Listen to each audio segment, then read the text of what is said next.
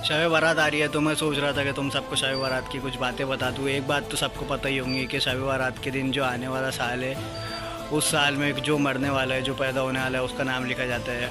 और दूसरी बात है कि शब बारात की रात के दिन जो भी सच्चे दिल से दुआ मांगता है, हर किसी की दुआ कबूल होती है। लेकिन सिर्फ किसी किसी को छोड़ के, जैसे कि शराबी हो गया और अपना माँ बाप के नाफरमान हो गए, जो ब्याज लेते हैं, जो ब्याज से पैसा चलाते हैं और जो उसके साथ उसका साथ देते हैं ब्याज के साथ में, उसकी भी नमाज़ें कबूल नहीं होंगी। अगर वो शब बारात की रात से पहले, मतलब शब बारात की शब लगने से पहले, मगरिब के पहले अगर वो सच्चे दिल से तौबा कर ले तो उसकी दुआ कबूल हो सकती है।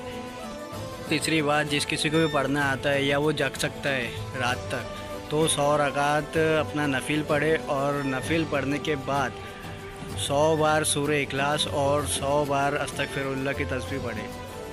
उसके बाद दुआ मांगे तो इंशाल्लाह आपकी दुआ कबूल होंगी।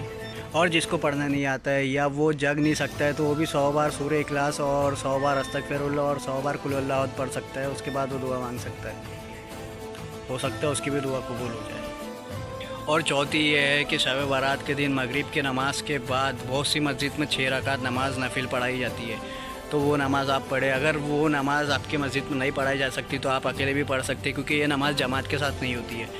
और वो 6 रकात नमाज ऐसी रहती है, दो दो करके रहती है। और जैसे कि रहती है वो 2 रकात रहती है उम्र दराजगी की, उम्र बढ़ाने के लिए, और 2 रकात रहती है रिश्क में बरकत के लिए, और 2 रकात रहती है जहन्नुम से आज़ादी के लिए, मतलब या हो सकता है गुनाहों की माफ़ी के लिए।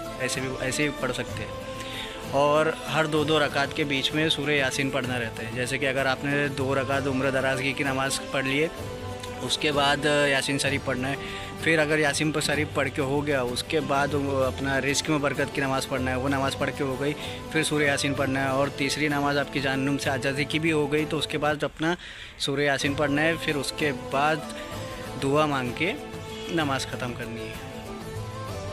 और मेरी इस वीडियो से वो ज़्यादा से ज़्यादा शेयर करें, ताकि अगर ये वीडियो देख के कोई नमाज़ पढ़ने चले जाए तो उसका सवाब मुझको और आपको भी मिले और हमारी आखिरत संवर जाए। और लाइक और सब्सक्राइब करना नहीं भूलना, और कमेंट में बताना क्या क्या बच गया है, क्या क्या और चाहिए, जो कुछ भी है वो सब कमेंट में बताओ।